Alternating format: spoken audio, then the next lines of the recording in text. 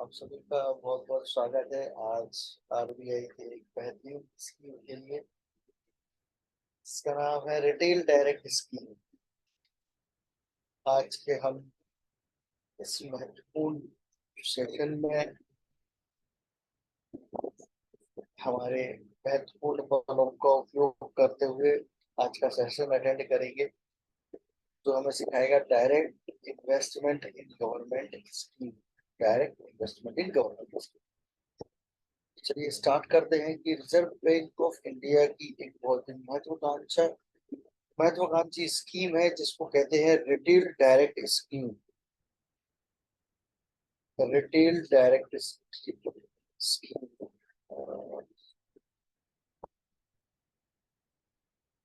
मेरी voice clear है? Sound problem है अभी भी? Just a minute.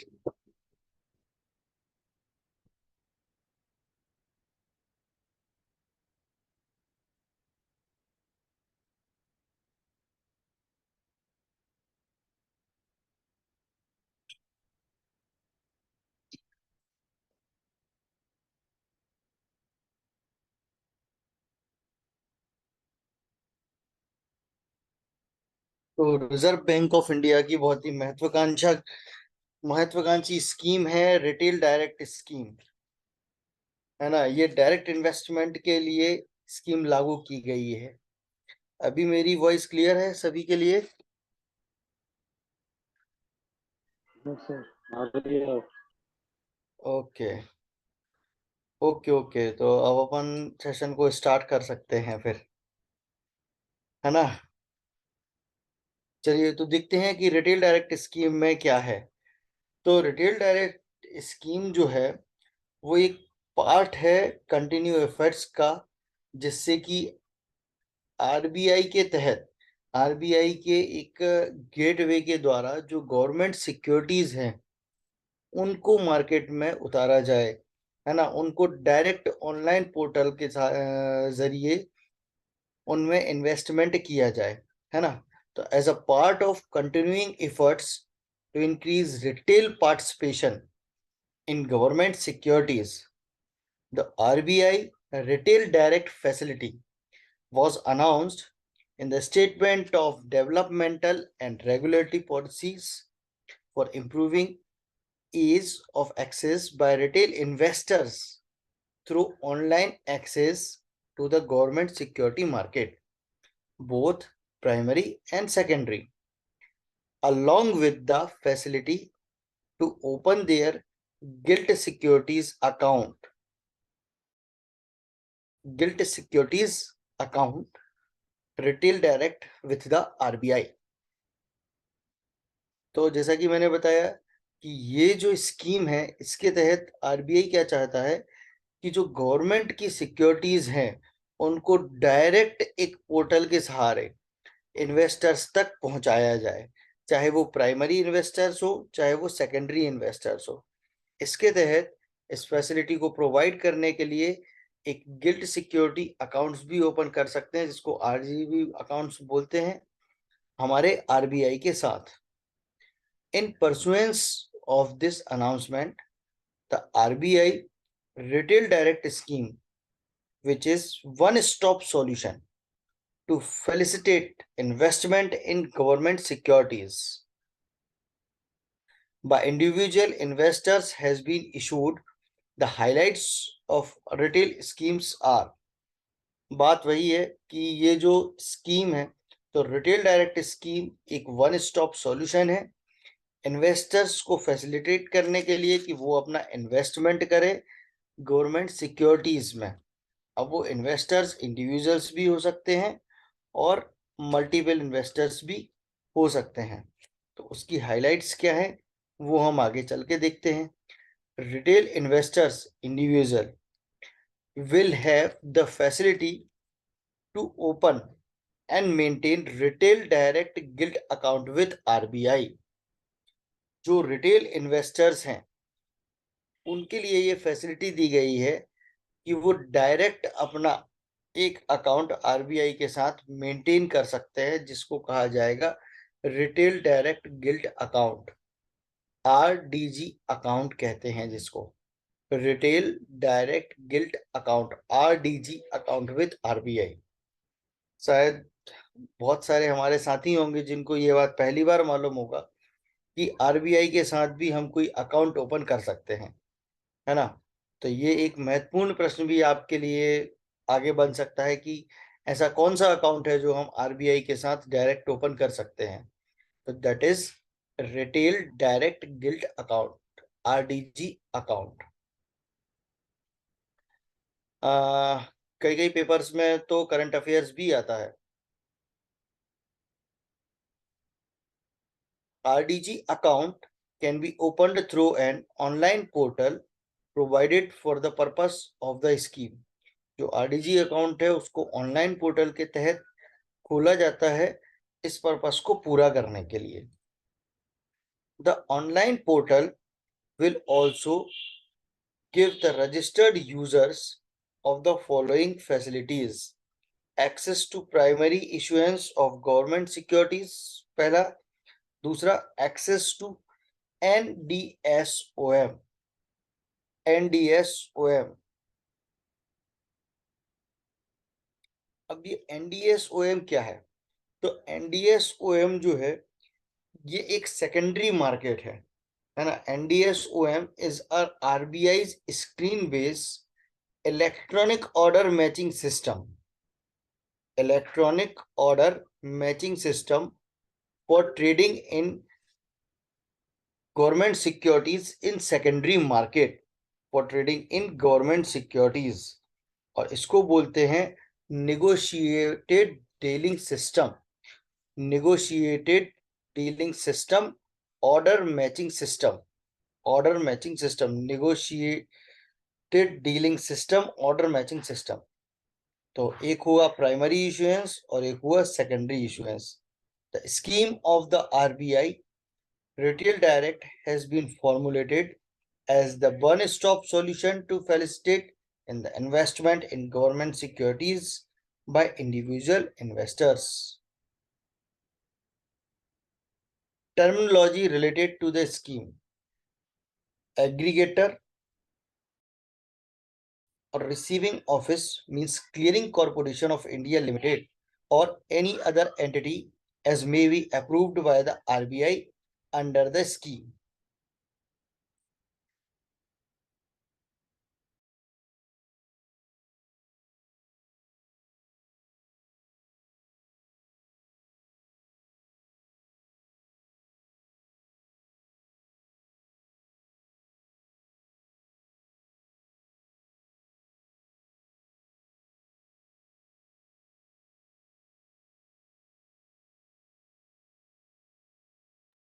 Terminology related to the scheme are: government securities for the purpose of this scheme means the securities issued in the form of stock by credit to SGL or CSGL accounts maintained with RBI as defined under Section 3 of Government Security Act 2006। ये जो government securities हैं इनका purpose issued in the form of stocks, ये issued कैसे होती हैं? In the form of stocks के रूप में इनको इशूड कर सकते हैं।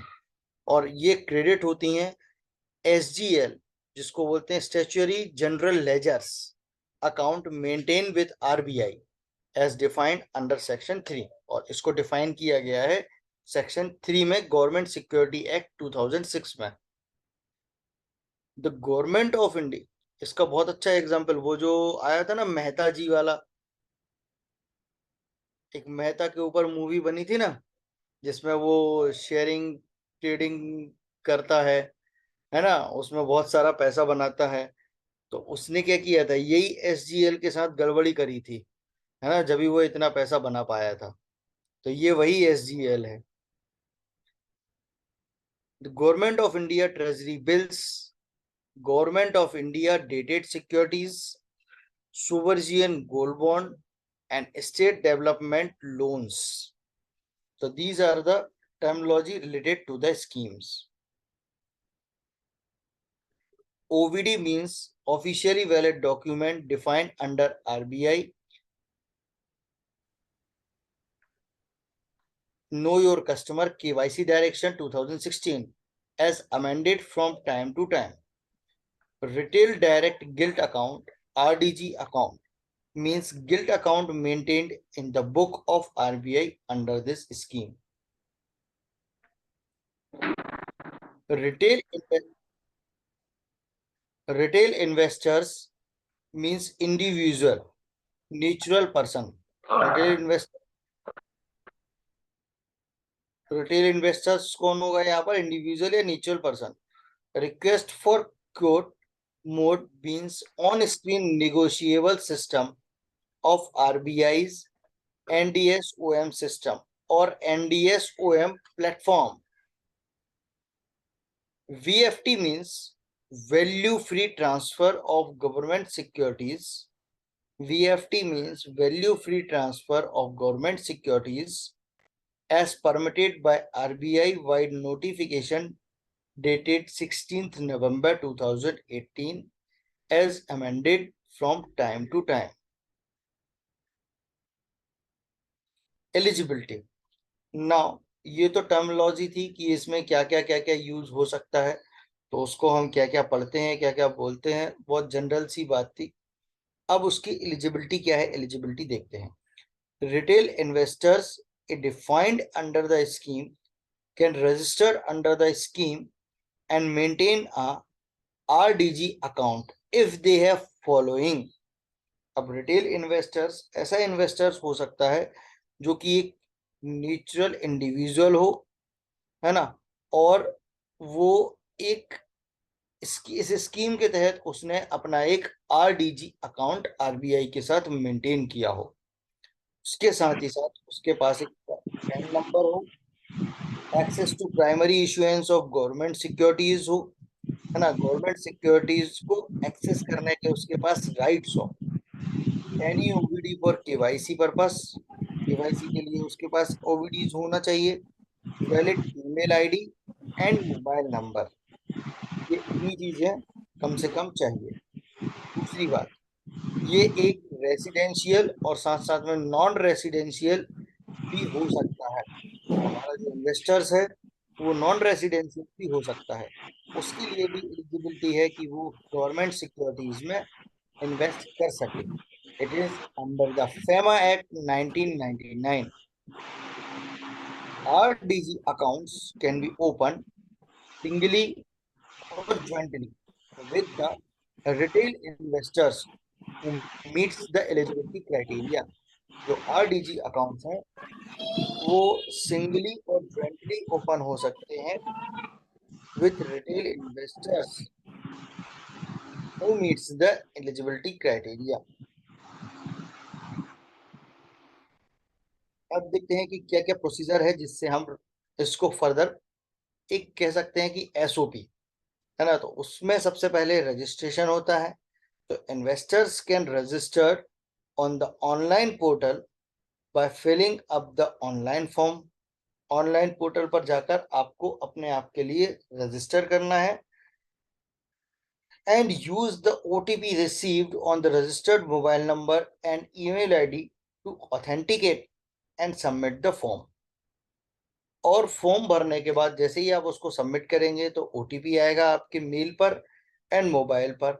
तो उस OTP से आपका registered mobile number and registered email ID को ऑथेंटिकेट किया जाएगा and then submit the form. Instruction issued under RBI KYC Direction 2016, updated from time to time, will be adhered to during onboarding the investors. Upon successful registration, Retail Direct Gilt Account RDGA account will be opened and details for accessing the online portal will be conveyed through SMS and emails.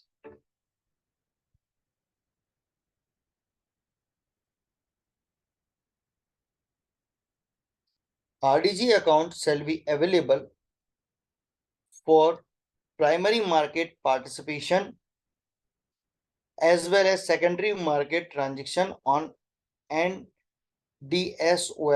ये secondary market के लिए।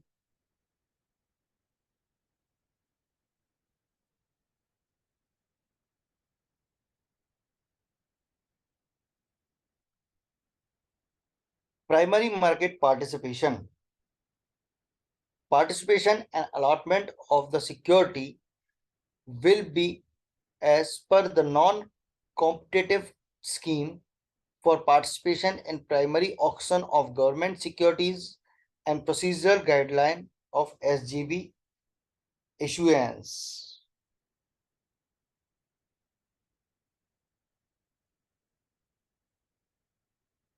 Only one bid per securities is permitted. On submission of the bid, the total amount payable will be displayed. Participation and allotment of the securities will be as per the non-competitive scheme for participation in primary auction of government securities and procedural guideline of SGB issuance. इसमें क्या होगा कि आपको participate करना होगा and then allotment of securities जो होगी वो as per the auction of government securities होगा, है ना। बोली लगाने वाले सिस्टम के तहत गवर्नमेंट सिक्योरिटीज को अलॉट किया जाएगा, है ना। ये उसकी प्रोसीजरल गाइडलाइन के तहत है। Only one bid as per security is permitted, सिर्फ एक ही बिड एक सिक्योरिटी पर लगा सकते हैं। On submission of the bid the total amount payable will be displayed. जैसे ही आपकी बिल सबमिट होगी तभी आपको टोटल पेमेंट अमाउंट दिखाई देगा। Payment to the aggregator receiving office can be made through either of the following ways: using the net banking, UPI facilities from the linked bank account, whereby funds will be debited at the time of submission of the bid on the portal. इसमें क्या होगा, जो भी आपको payment करना है वो आपके नेट बैंकिंग से आप कर सकते हैं या यूपीआई के तहत कर सकते हैं, जिससे भी आपका बैंक अकाउंट लिंक हो। Payment to the aggregator receiving office can be made through either of the following ways: using the UPI facility, है ना। वही अभी 2 मिनट पहले अपन ने चर्चा करी कि यूपीआई फैसिलिटी या आईएनबी से कर सकते हैं। whereby fund in the linked bank account can be blocked at the time of submission of bids on the portal, which will be debited from this account on successful allotment in the auction. Similar facility through bank will be made available in due course. Refund, if any, will be credited to the investor's bank account as per timeline specified by the aggregator. अगर कोई refund आपको वापस मिलना है तो वो direct investors के bank account में मिल जाएगा। Allotted securities will be issued to the investors by credit to their RDG account on the day of settlement. और जो भी सिक्योरिटीज अगर आपको अलॉट हो गई हैं तो वो आपके आरडीजी अकाउंट में क्रेडिट हो जाएंगी on the day settlement. Then हम आते हैं secondary market transactions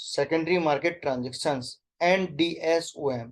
registered investors can access the secondary market transaction link on the online portal to buy or sell government securities through NDSOM odd lot segment. Payment can be made through either of the two ways. देखिए, registered investors क्या कर सकते हैं, can access the secondary market transaction also, है ना, और buy और sell कर सकते हैं गवर्नमेंट सिक्योरिटीज को थ्रू NDSOM। और ये क्या होगा, पेमेंट कैसे कर सकते हैं, payment can be done through the either two veg.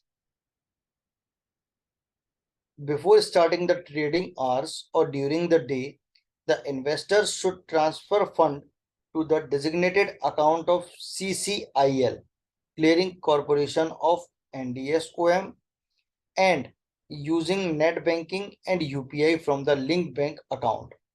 Based on the actual transfer or success message, a funding limit, buying limit will be given for placing buy orders at the end of trading session. Any excess fund lying to the credit of the investors will be refunded. क्या होगा कि before start of trading hours, जब भी आपके trading hour start होंगे उसके पहले ही investors को क्या करके रखना है कि फंड को अपने डेजिग्नेटेड सीसीआईएल अकाउंट्स के तहत अपने नेट बैंकिंग और यूपीआई से आरडीजी अकाउंट में ट्रांसफर कर लेना है। और based on the actual transfer और success message a funding limit is created. अब जैसे ही आप पैसा ट्रांसफर करेंगे तो आपके पास फंडिंग लिमिट या फंडिंग पावर आ जाएगी, है ना, जिससे कि आप बाय कर सकते हैं अपना ऑर्डर्स, जो भी आप गवर्नमेंट सिक्योरिटीज लेना चाहते हैं वो सब खरीद सकते हैं। और जब आपकी ट्रेडिंग हो जाएगी और उसके बाद भी अगर कुछ एक्सेस फंड आपके पास बच रहा है, आपकी ट्रेडिंग हो गई, अब डे एंड पे फंड बच रहा है, तो वो फंड क्या होगा, रिफंड हो जाएगा इन्वेस्टर्स के अकाउंट में। Using the UPI facility whereby funds in the linked account can be blocked at the time of placing order, which will be debited from the account on the day of settlement. Similar facility through bank will be made available in due course.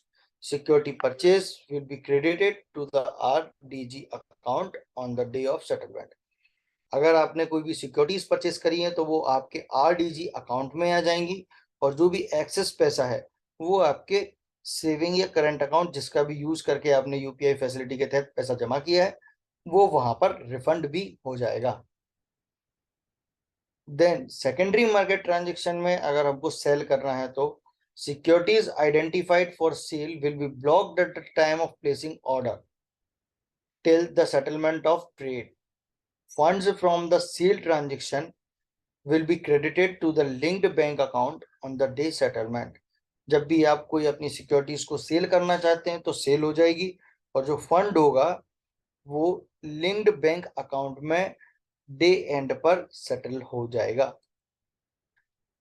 Non trade transaction value free transactions, non trade transactions value free transactions, transaction permitted under value free transactions guideline issued by the RBI on November 16, 2018 as amended from time to time as applicable to retail investors will be available under the scheme.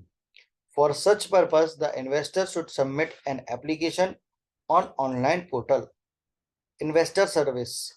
Registered investors can use the online portal for following investor service: transaction history and balance position of security holding in the retail direct gilt account can be obtained from the link provided.